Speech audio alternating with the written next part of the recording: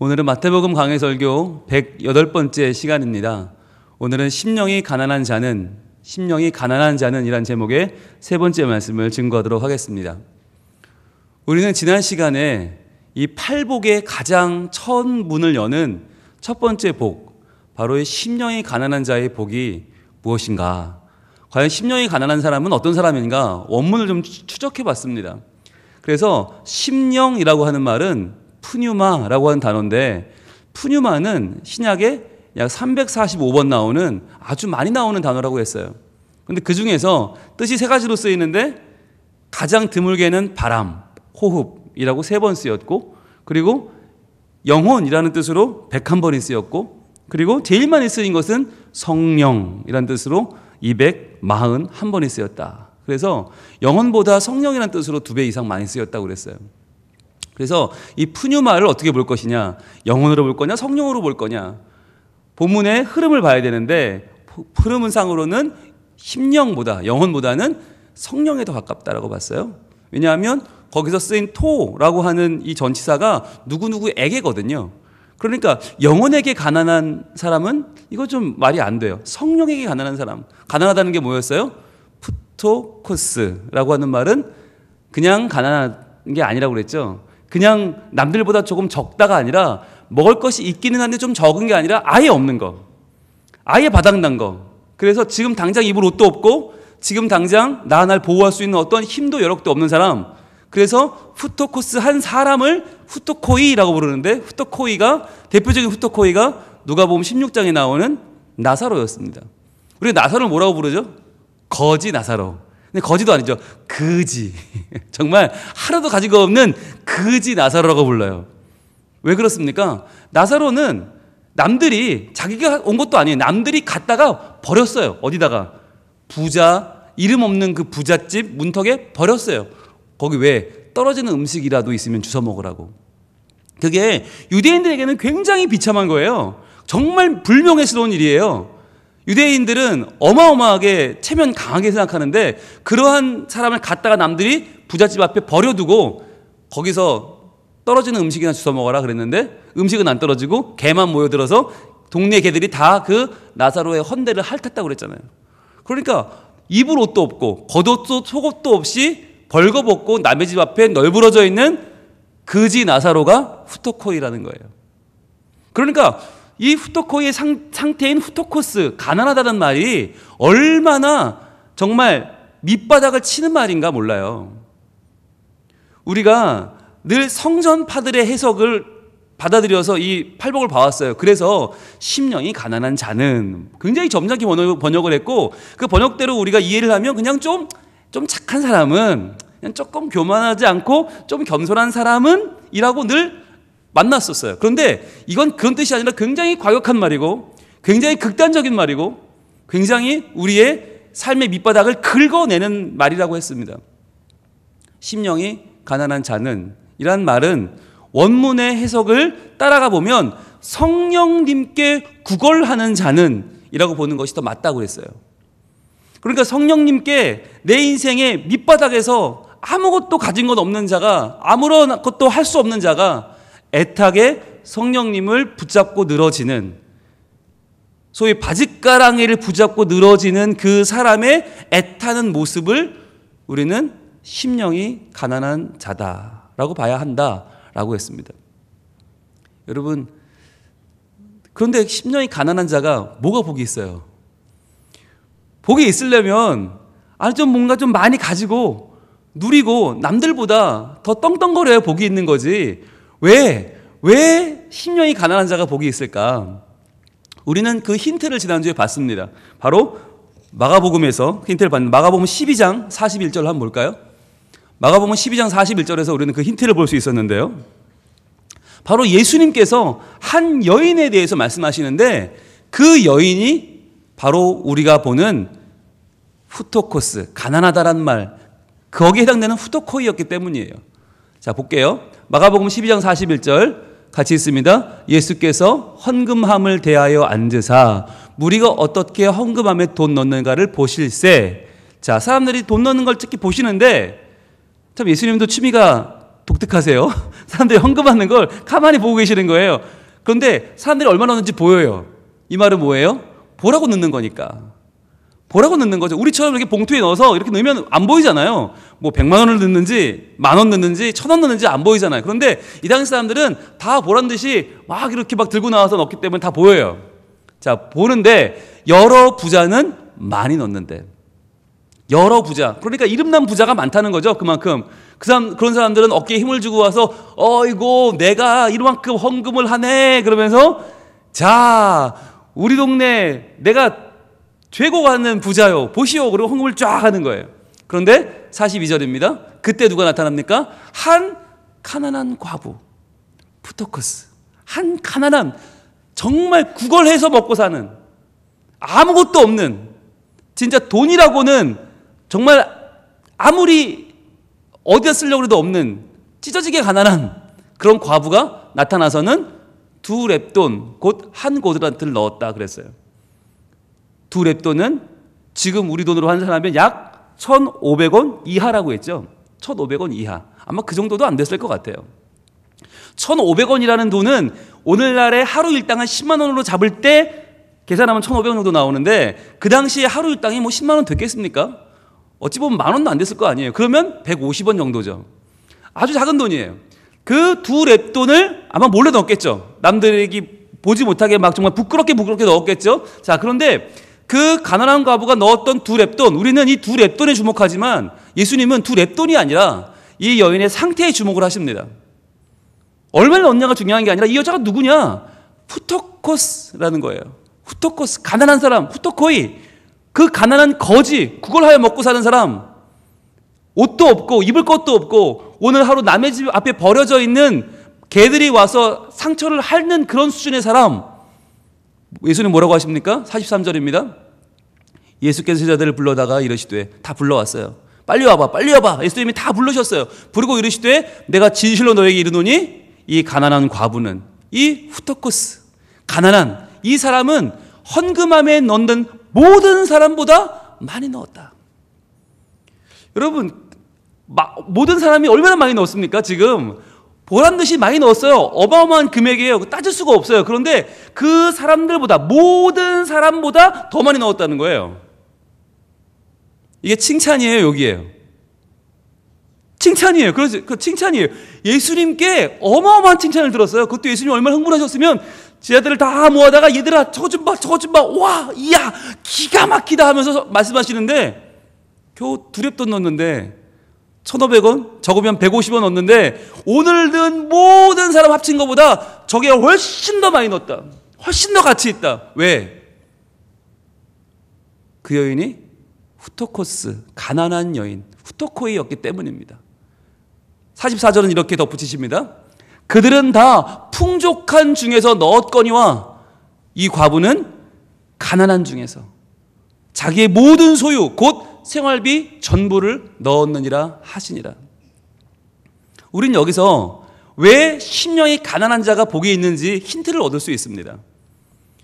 여러분, 많은 사람은요, 이미 많고 풍족한 사람은 하나님께 할 때, 드릴 때 많이 드려도 그게 본인에게 별로 데미지가 없어요. 그러니까 이미 많아. 너무 많아. 그래서 남는 것만 드려도 양이 꽤 돼요. 그러니까 남들이 봐도 뭐 내가 이 정도 드린다고 그러면 사람들이 뭐라고 안 하겠지. 그런데 나한테도 해가 없어. 그러니까 그거는 뭐랄까, 해도 그만 안 해도 그만인 거예요, 나에게는. 물론 사람들은 감탄하겠죠. 굉장한데? 저 사람 어마어마한 믿음인데? 야, 이 정도 해? 그런데 나에게는 별 하자가 없는 거예요. 충격적이지 않은 거예요. 이건 돈만이 아니에요. 이건 시간도 마찬가지고요. 이건 정성도 마찬가지고 열정도 마찬가지예요. 이건 여러분의 재능도 마찬가지고 우리가 가지고 있는 모든 게 다 마찬가지예요. 하나님을 향해서 내가 이만큼 드리면 사람들은 막 좋아해요. 엄청난데? 굉장한데? 그런데 예수님은 별로 좋아하지 않으세요. 왜? 우리 자존감이 이만큼 높아져 있어요. 이만큼 내가 하나님을 위해서 할 수 있는 게 이만큼 많다고 생각하는 사람, 나는 하나님을 향해서 이미 많은 걸 하고 있고 하나님도 날 인정해 줘야 돼라는 사람, 이 정도면 괜찮지라는 사람이 하나님 위해서 하는 거, 그거 하나님은 하나도 안 기쁘다는 거예요. 그런데 누가 하는 걸 기뻐하시나? 하나님, 저는 하나님을 위해서 할 수 있는 일이 아무것도 없습니다. 하나님, 저는요, 진짜 하나님을 위해 하는 것, 저는 요만큼도 없습니다. 저는 솔직히 제 자존심 때문에 합니다. 솔직히 남의 눈 때문에 합니다. 체면치레하느라 합니다.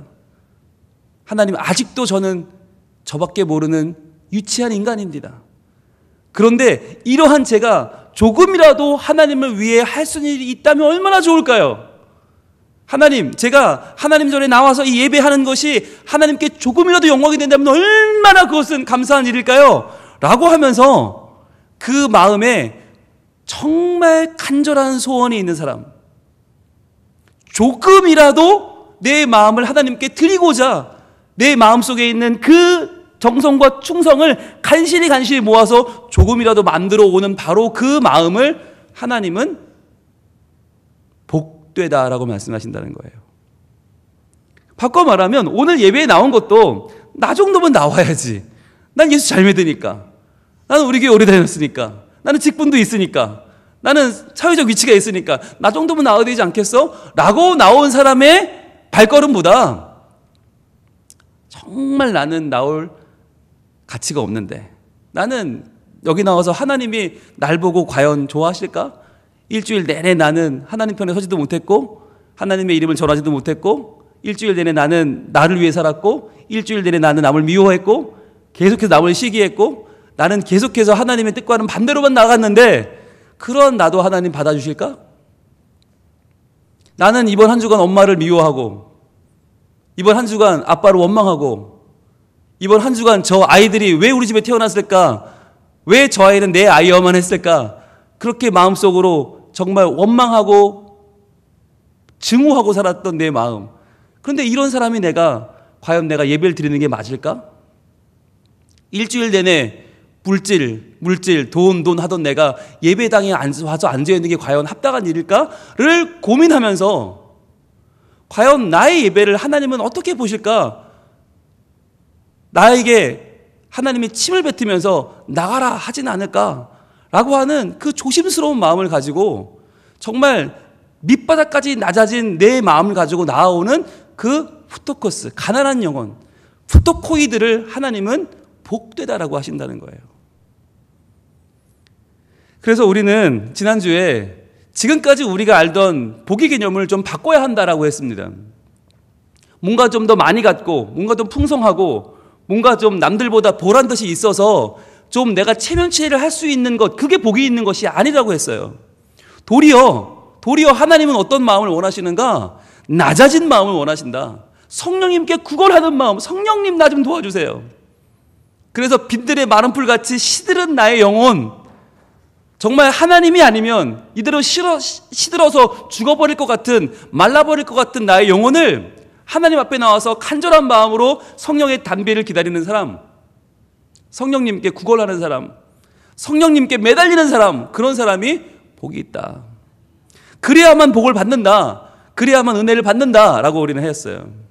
그래서 오늘은요, 그 심령이 가난한 자를 만들어 가시는 하나님에 대해서 볼 거예요. 왜냐하면 우리가 지난주에 그렇게 말씀을 들었지만 아직도 우리의 마음은요, 그 심령이 가난한 자가 되려는 마음이 없어요. 왜일까요?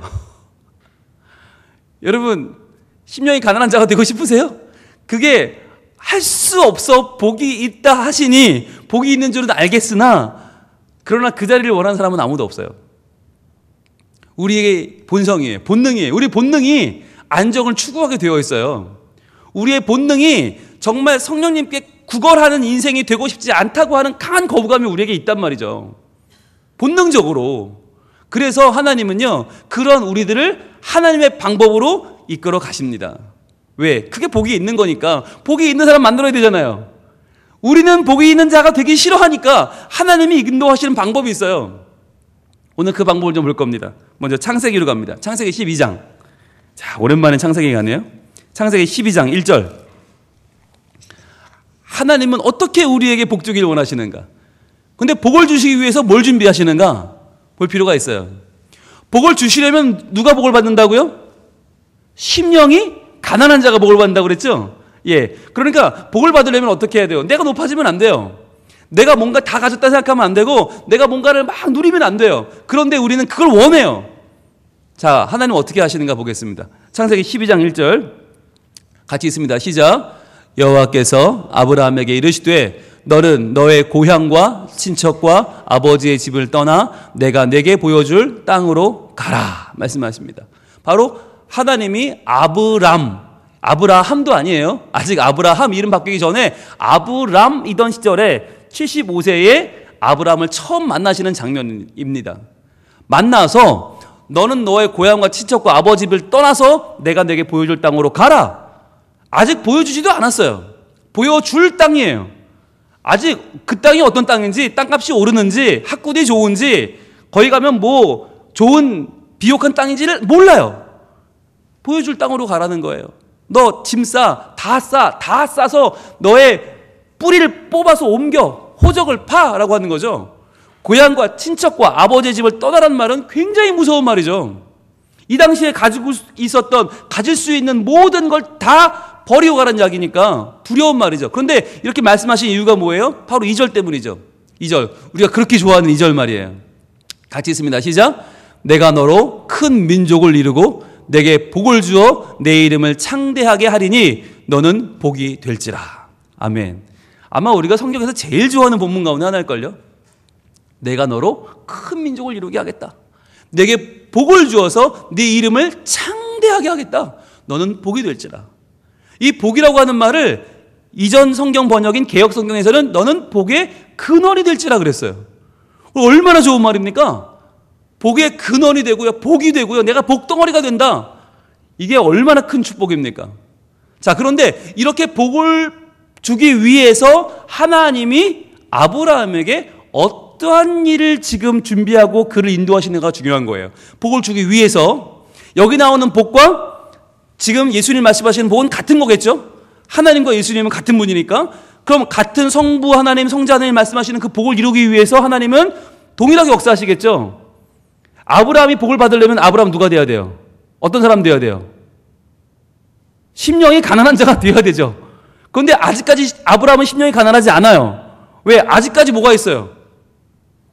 식구들도 많고요. 아직까지 그는 재산도 있고 뭐가 많아요. 아직 너무 많은 거예요. 그러니까 아직까지는 하나님이 복을 준다니까 떠나기는 하지만 그러다 그 마음속에는 아직까지 복에 대한 올바른 이해가 없어요. 자, 그러면 그를 어떻게 하나 인도하시나? 바로 그가 이제 떠납니다. 5절로 갑니다. 그 바로 뒤에 있습니다. 5절. 창세기 12장 5절 같이 있습니다. 시작. 아브라함이 그의 아내 사레와 조카 롯과 하란에서 모은 모든 소유와 얻은 사람들을 이끌고 가나안 땅으로 가려고 떠나서 마침내 가나안 땅에 들어갔더라 그랬어요. 자, 참 아브라함은 대단한 사람이죠. 그의 민족의 신도 아니에요. 그는 우르 사람, 전혀 이 가나안하고 거리가 먼 사람인데 하나님이 그를 불러서 가나안 땅까지 끌고 오시는데 그가 끌려옵니다. 그냥 오는 것도 아니고요. 시험 삼아 혼자 와본 것도 아니에요. 아내 사레와 조카 롯과 하란에서 얻은 모든 소유와 얻은 사람들을 다 이끌고, 그러니까 자기가 할 수 있는 모든 걸 다 재산을 가지고 온 거예요. 아니, 망하려면 혼자나 망하지. 이런 모험의 길을 다 같이 떠났다. 믿음이 있었기 때문이죠. 그런데 또 하나 뭘 보여줍니까? 그는 아직까지도 자기의 사람들, 자기의 친척, 자기의 물질에 대한 집착이 아직 있는 거예요. 다 데리고 온 거예요. 다 데리고 왔어요. 그래서 마침내 가나안 땅에 들어갔더라. 자, 그러면 하나님이 복 주신다고 했고 부르셔서 들어갔으면 이제 어떻게 돼야 됩니까? 이 다음 절이 어떻게 돼야 됩니까? 어떻게 돼야 돼요? 거기서 큰 부자가 되었더라 이러든지, 아니면 거기서 대성을 했더라, 아니면 거기서 어마어마한 금광을 만났더라 이래야 되는 거 아닙니까? 6절은 어떻게 됐을까요? 읽어볼까요? 시작. 아브라함이 그 땅을 지나 세계 땅 모래 상수리 나무에 이르니 그때에, 자, 다음이 중요합니다. 그때에 가나안 사람이 그 땅에 거주하였더라 그랬어요. 아브라함이 세겜이라고 하는 땅에 갔어요. 거기서 모래 상수리 나무에 이르렀어요. 자, 이제 이쯤에서 한번 자리를 잡아볼까? 자, 하나님이 내게 복을 주신다고 했으니까 이쯤에서 내가 한번 내 이름을 떨쳐볼까 했는데 그때에 가나안 사람이 그 땅에 거주했다라고 하는 거예요. 이 말은요, 주인이 이미 있었다는 거예요. 아니, 이거 계약 위반 아닙니까? 하나님이 마치 큰 복을 주신다고 데려갔으면 주인이 없어야죠. 가서 말뚝박고 여기 내 거, 아브라함 거 해야죠. 그게 아니라 거기에 이미 가나안 사람이 거주하고 있었어요. 근데 여러분, 가나안 사람이 어떤 사람들인지 여러분 아시잖아요. 출애굽한 이스라엘 민족들이 가나안 땅에 첩자들을 보냈죠. 갔다 와서 하는 소리가 뭐예요? 그들은 안악자손 같다. 어마어마하게 크다. 우리는 그들에 비한 메뚜기 같다. 그러니까 가나안 사람들이 훨씬 키 크고요, 훨씬 덩치 좋고요, 훨씬 싸움 잘해요. 거기 토착 원주민이니까. 그런데 아브라함은 멀리서 왔어요. 이 지역 사람도 아니고 지리도 모르고 완전히 어리버리해요. 나그네예요. 그러니까 토착민을 상대로 말 한마디 제대로 하겠습니까? 말도 안 통하는데 싸우는 건 도저히 더 안 되죠. 그러니까 어떻게 됐을까요? 어떻게 됐습니까? 밀려나 버립니다. 밀려나서 어떻게 됩니까? 우리 쭉 내려서 9절 한번 볼까요? 9절 같이 있습니다. 시작. 점점 남방으로 옮겨갔더라. 여러분, 여기서 말하는 남방이 어디냐면요, 네게브 사막입니다. 네게브로 옮겨갔더라. 점점 남쪽으로, 북쪽에 점점 남쪽으로 내려와서 어디까지 내려왔냐면 유대 광야까지 밀려 내려온 거예요. 예수님이 40일간 금식하시고 사단에게 시험당하시던 그 광야, 그 네게브 사막으로 밀려왔다는 거예요. 여러분, 기가 막히지 않으십니까? 아니, 하나님이 아브라함에게 복이 되게 하겠다고 했으면, 아니, 아무도 없는 땅으로 데려가든지 아니면 거기 사람 좀 있었으면 더 비옥한 땅으로 데려가야지. 그게 아니라 점점 남방으로 네게브 사막으로 그를 인도하십니다. 왜 그럴까요? 점점 그를 낮추시는 거예요. 점점 그의 심령을 지금 해체시키는 거예요. 점점 이쯤 되면 여러분 정신이 나가지 않을까요? 과연 내가 제대로 본 걸까? 하나님의 음성은 제대로 들은 걸까? 하나님은 날 인도하는 게 맞을까? 과연 내가 이걸 따라가는 게 과연 내 인생에 진짜 제대로 된 길일까? 내 아내는, 내 조카는, 내 모든 소유는, 내 모든 사람들은 이거 어떻게 되는 거예요? 아브라함 하나 믿고 따라왔는데 말이죠.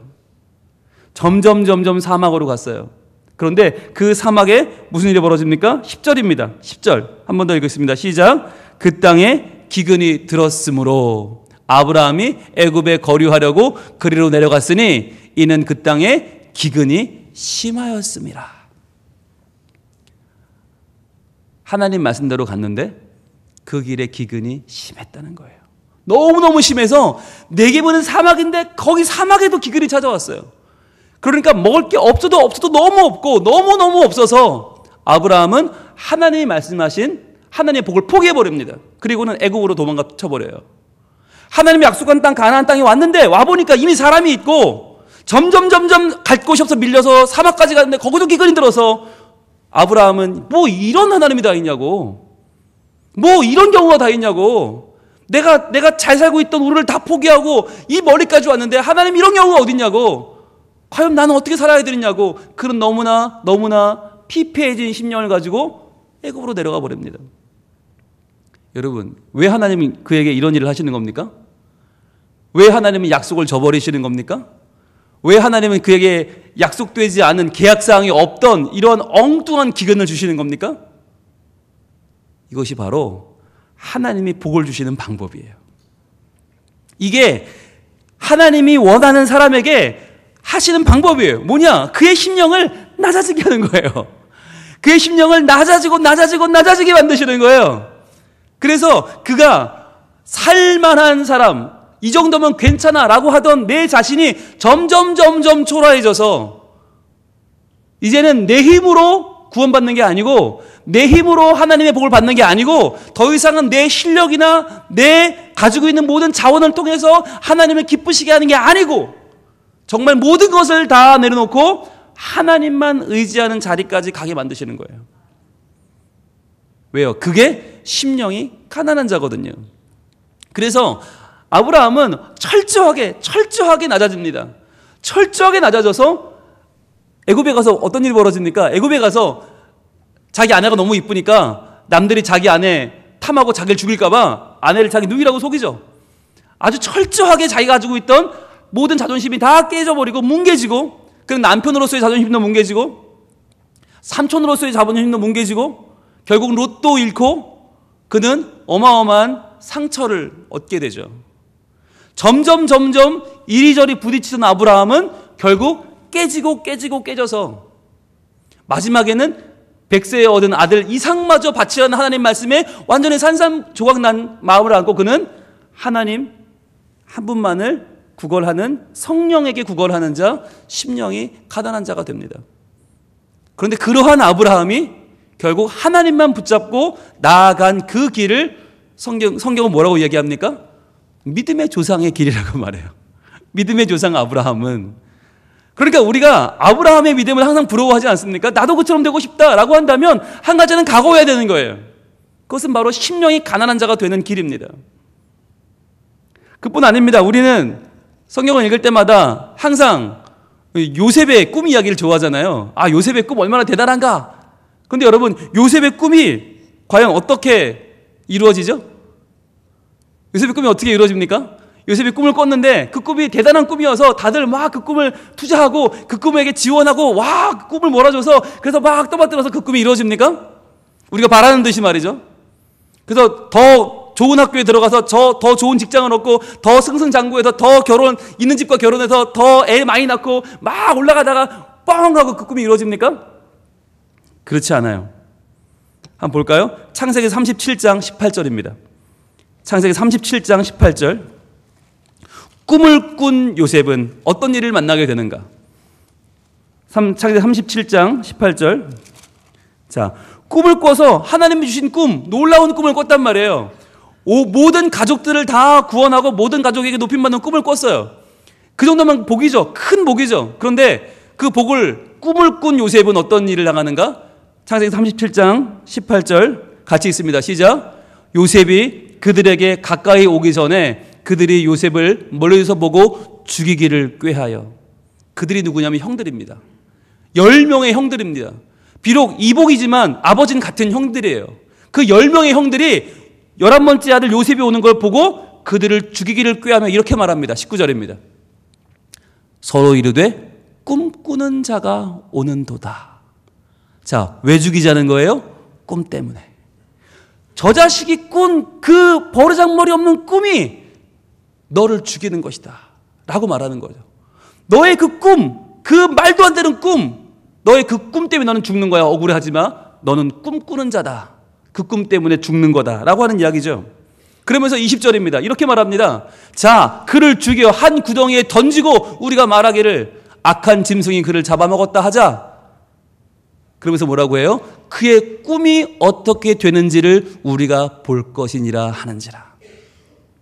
그 꿈, 그래, 그 잘난 꿈, 아버지도 어머니도 다 절하고 우리 모두 너한테 절한다는 그 교만한 꿈, 말도 안 되는 꿈이 어떻게 이루어지나 한번 보자.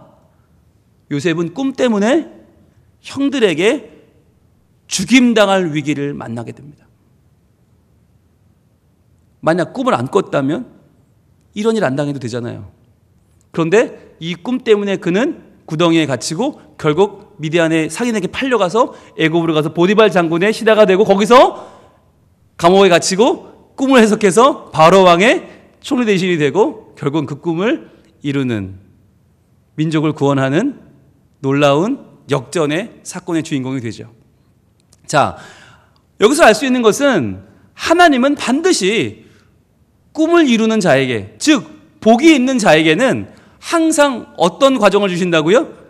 깊은 낭떠러지, 깊은 구덩이 속에 빠져서 거기서 내 인생의 가장 밑바닥을 헤매도는 그 사건을 주신다는 겁니다. 저도 이 말씀을 읽으면서 아, 나는 과연 복이 있는 자인가? 라는 생각을 해봤어요. 그랬더니 아, 저도 돌이켜보니까 잘 나갈 때, 잘 될 때, 그럴 때 은혜를 받은 게 아니더라고요. 저도 가장 어려울 때, 가장 살기 싫을 때 이대로 콱 죽어버릴까? 어떻게 죽으면 잘 죽었다고 소문이 날까? 어떻게 죽으면 그 사람에게 더 피해를 줄까? 나를 괴롭히는 사람, 나를 힘들게 하는 그 사람에게 내가 과연 어떻게 죽으면 더 마음을 아프게 할 수 있지? 라고 생각하던 바로 그 가장 낮아지던 때, 견딜 수 없이 괴로워서 사는 것조차, 숨 쉬는 것조차 싫어졌던 바로 그때, 실은 그때가 가장 하나님이 절실했던 때였던 것 같아요. 그때는 아내에게도 그 말을 못했어요. 너무 괴로우니까, 너무 창피하니까, 자기 남편이 이것밖에 안 된다는 걸 아내가 알면 아내가 잠을 못 잘까 봐 말을 못하고 혼자 가슴을 앓았어요. 가슴이 정말 찢어져 나가는 것 같았어요. 어떻게 죽어야 될까를 며칠간 고민했어요. A안과 B안이 있었는데 다행히 결정을 못했어요. 했다면 무슨 일이 생겼는지 몰라요. 근데 A안은 이래서 마음이 덜 아플 것 같고 B안은 이래서 피해를 덜 줄 것 같고 고민하다가 두 개를 합치는 방법은 없을까 고민하다가 결국 결정을 못했어요. 시행이 못 옮겼어요. 근데 돌이켜보면 바로 그때가 아내에게도 말 못하고 내가 그동안 쌓아왔던 경력과 내가 공부한 것과 내가 해온 경력과 모든 것들이 아무도 날 도와줄 수 없을 때, 제 주변에 있는 사람들 누구도 나를 도와줄 수 없고 내 마음의 상태를 알아줄 수 없었던 바로 그때가 저에게는 가장 하나님을 의지하던 때였어요. 그래서 만약 그때를 제가 경험하지 않았다면, 그런 경험이 없었다면 분명히 저는 담임 목회에 실패했을 거예요. 저는 제가 단 줄 알고, 제가 굉장한 사람인 줄 알고, 제가 정말 엄청난 실력자인 줄 알고, 그래서 여러분들이 저를 사랑해 주는 줄 알고 아마 어마어마한 교만을 떨다가 어마어마한 악행을 저지르다가 아마 벌써 쫓겨났을 거예요. 그래서 제 주변 사람들이 다 거봐, 그럴 줄 알았어, 저거 잘난 체하고 일찍 따님 나갔다고 저거 고개 뻣뻣이 들고 다니는 애들이 저럴 줄 알았어 라고 호사가들의 입에 아마 오르내리는 사람이 되었을 거예요. 그런데 그렇게 되지 않을 수 있었던 이유가 뭔가 돌이켜보면 하나님이 저에게 성령님께 구걸할 수밖에 없는 자리까지 내려가게 하셨어요. 아무에게도 말할 수 없는, 누구에게도 말할 수 없는 그 치욕과 아픔의 자리를 내려가게 하신 하나님은 거기서 저를 만나 주셨어요. 다시 일어날 수 있는 힘을 주셨어요. 그것은 그 당시에 저만을 구원하신 게 아니었어요. 그 이후로 제가 살아가는 힘이 되고 용기가 되고 이유가 됐어요. 여러분, 살아가면서 정말 우리 때로 그런 날을 겪습니다. 원치 않는 아픔, 원치 않는 고통, 원치 않는 구덩이. 내가 왜 이런 병에 걸려야 되는가? 내가 왜 이런 상황에 놓여야 되는가? 내가 왜 이런 취급을 받아야 되는가? 왜 내가 이런 상황을 뚫어낼 수 없는가? 나는 이것밖에 안 되는가? 그런데요, 그 순간에 하나님은 우리를 만나주십니다. 그 순간에 하나님은 우리를 인도하십니다. 한군데의 말씀을 더 보겠습니다. 신명기 32장으로 한번 가보겠습니다. 신명기 32장 9절 말씀. 요셉은 꿈이 무너지는 경험을 했고요, 아브라함은 하나님이 주신 약속이 이루어지지 않고 도리어 기근이 찾아오는 아픔을 겪었습니다. 그렇다면 과연 모세는 하나님이 하시는 그 백성을 향한 사랑을 어떻게 말씀하시는가? 신명기 32장 9절 우리 함께 같이 읽어보도록 하겠습니다. 신명기 32장 9절 말씀 우리 같이 읽습니다. 시작. 여호와의 분깃은 자기 백성이라 야곱은 그가 택하신 기업이로다. 자, 신명기를 마무리하면서 모세는 하나님이 어떤 분이신가 이렇게 노래를 합니다. 그런데 중요한 건 바로 그 다음 절입니다. 자기 백성을 분깃 삼으신 하나님은, 여호와는 그의 택하신 기업을 어디서 만나주시는가 하는 거예요. 과연 하나님은 그 백성을 어디서 만날까요? 성전일까요? 아니면 풍성한 과수원일까요? 아니면 상을 차려놓은 곳일까요? 어디서 만나주시는가? 10절은 이렇게 말합니다. 10절 같이 읽습니다. 시작.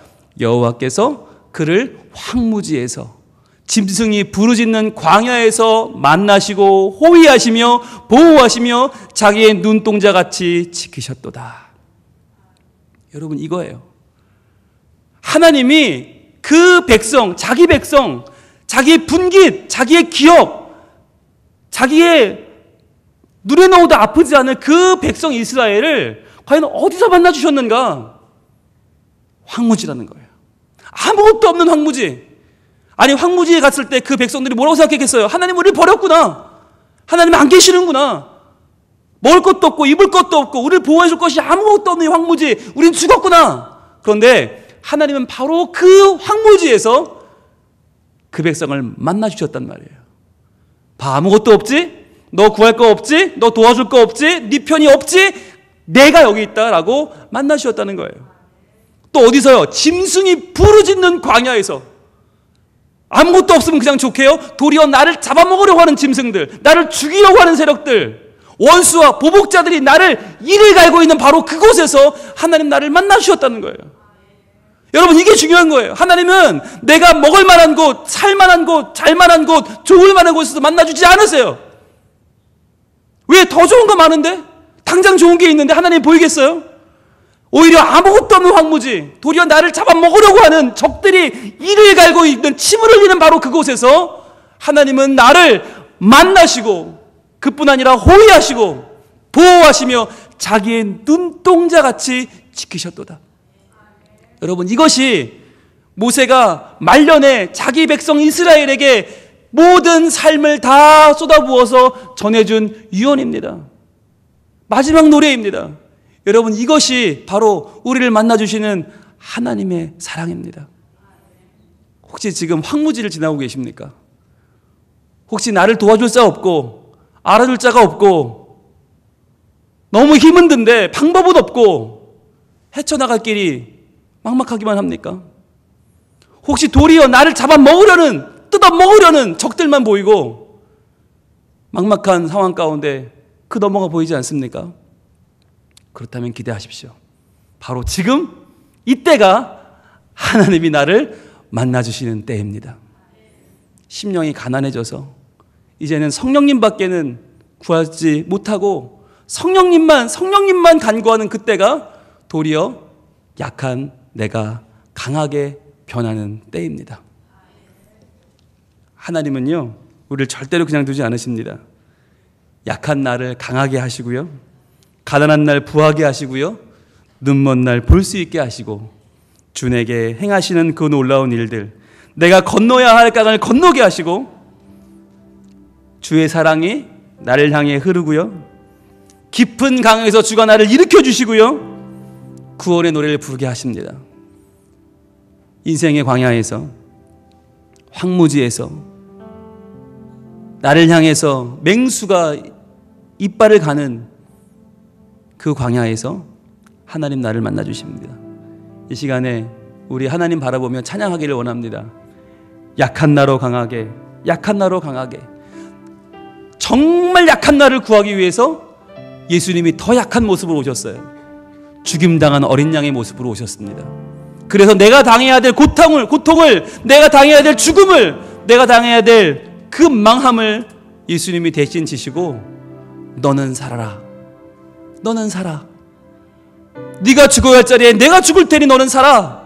말씀하시는 그 사랑을 이 시간 우리가 다시 한번 우리 마음에 담을 수 있기를 원합니다.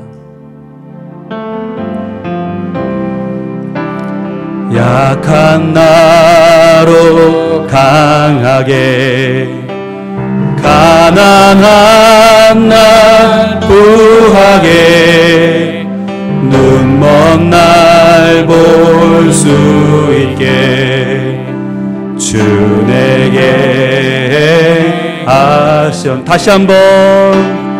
약한 나로 강하게, 가난한 날 부하게, 눈먼 날 볼 수 있게 주 내게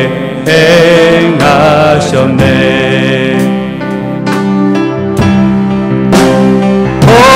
호산나 호산나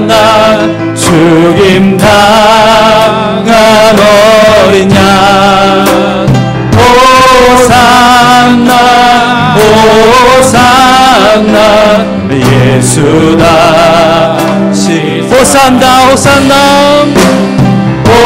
호산나 호산나 주님 나간 어린 양 호산나 호산나 예수 다시 다시 한번 약한 나로 강하게 약한 나로 강하게 가난한 날 구하게 눈먼 날 볼 수 있게 주 내게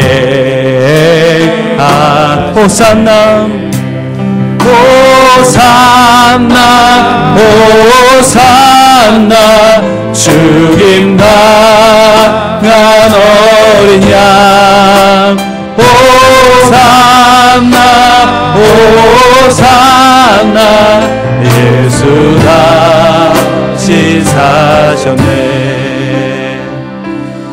내가 건너야 할 강 내가 건너야 할 강 거기서 내 죄신 이제 주의 사랑이 이제 주의 사랑이 나를 향해 그 깊은 강에서 주가 깊은 강에서 주가 나를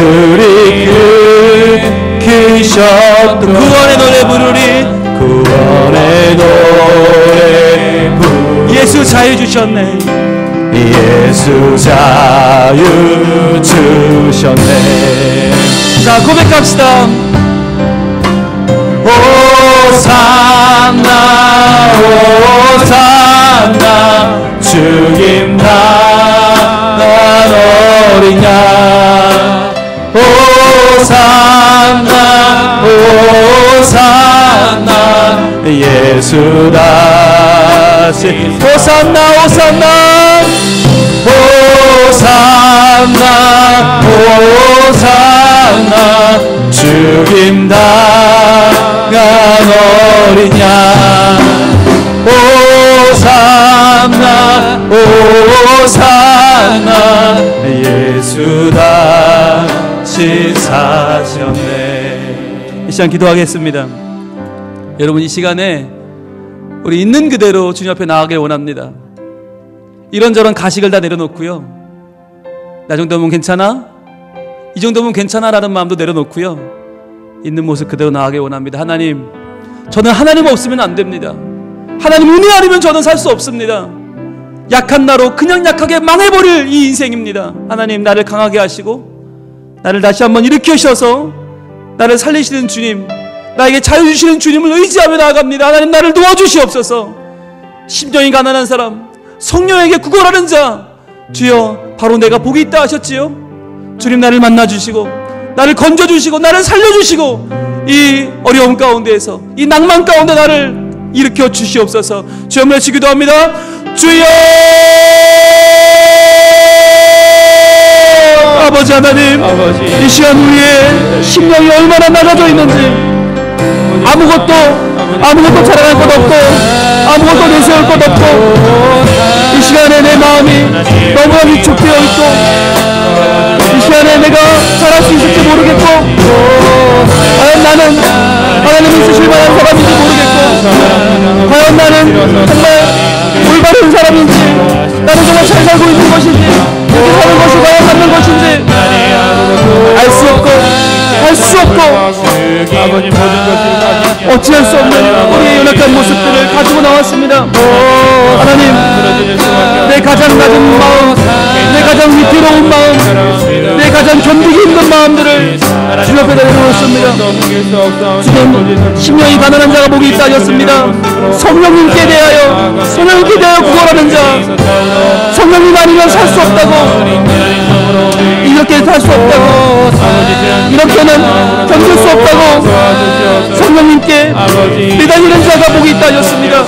주여 저희들 우리 성령님께 성령 하나님께 매달리기를 원합니다. 주여 성령 하나님께 내 모든 것을 다 걸고 다시 한번 예수님을 붙잡기를 원합니다.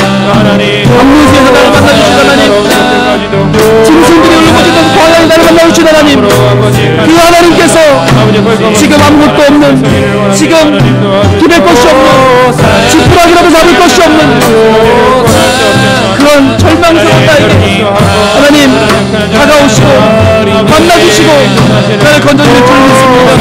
심령이 가난한 자, 마음이 이제는 너무나 비워져서 더 이상 비울 것이 없는 자, 이제는 하나님의 사랑만을 줄 수밖에 없는 자, 이제는 아무것도 말할 것이 없어 오직 주님의 은혜만을 갈구하는 자, 그 자리에 우리가 서 있습니다. 하나님 도와주옵소서. 주여 이 사명 감당할 수 있도록, 주여 이 어려운 가운데 살아갈 수 있도록 주여 견뎌나갈 힘을 주시고 사수는 힘을 주시고, 아버지 하나님 우리에게 하나님의 은총을 더하여 주옵소서. 아버지 하나님 우리가 이 어려운 상황 가운데 주님을 붙잡게 하시고 주여 하나님을 붙잡고 나가는 거룩한 죄인성이 되게 하여 주옵소서. 주여 우리를 붙잡아 주옵소서. 호산나 호산나 호산나 죽임 당한 어린 양, 호산나 호산나 예수 다시 호산나 호산나 호산나 호산나 죽임 당한 어린 양, 호산나 호산나 예수 다시 사셨네. 오 주님, 예수님밖에는 우리를 도울 자 없어서 내 아픔과 눈물을 알아줄 자가 없어서 저희들 심령이 가난한 자의 모습으로 주님 전에 나왔나이다. 하나님, 성령님 그 위로하심이 없으면 살 수 없어서 우리의 질병 가운데, 우리의 문제 가운데, 우리의 위기 가운데 저희들 낮아진 심령으로 이렇게 나왔나이다. 오직 성령님 밖에는 날 도울 자가 없다고 붙잡고 간구하며 갈구하는, 구걸하는 우리 인생들에게 하나님이여 이 시간 함께해 주시고 약한 나로 강한 자 삼아 주시고 가난한 나를 부하게 하시는 하나님의 은총을 더입혀 주시옵소서. 하나님, 망할까 두려운 나를 위하여 예수님 십자가 지시고 날 위해 죽임 당하신 줄 믿습니다. 이렇게 죽을까? 이렇게 망할까? 이렇게 끝나버릴까?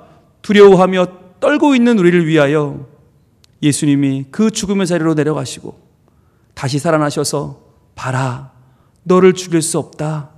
봐라, 너를 망하게 할 수 없다. 이제는 안심하고 나를 따르라 말씀하시는 그 주님의 뒤를 우리가 걸어가기를 원합니다. 주님, 오늘도 막막함 가운데 두려움 가운데 살고 있는 저희들을 하나님이여 불러주시고 이 시간 만나주셔서 감사합니다. 이제 언제까지라도 저희들 흔들리지 않는 믿음의 사람이 되게 하시고 낮아진 이 심령을 가지고 주님 앞에 두려움과 떨림으로 서기를 원하오니 하나님이여 우리를 도우시고 우리로 하여금 하나님의 거룩한 나라 백성이 되게 하여 주옵소서. 우리를 심령이 가난한 자로 부르셔서 우리를 복이 있다 말씀하시는 예수 그리스도 이름으로 기도합니다. 아멘.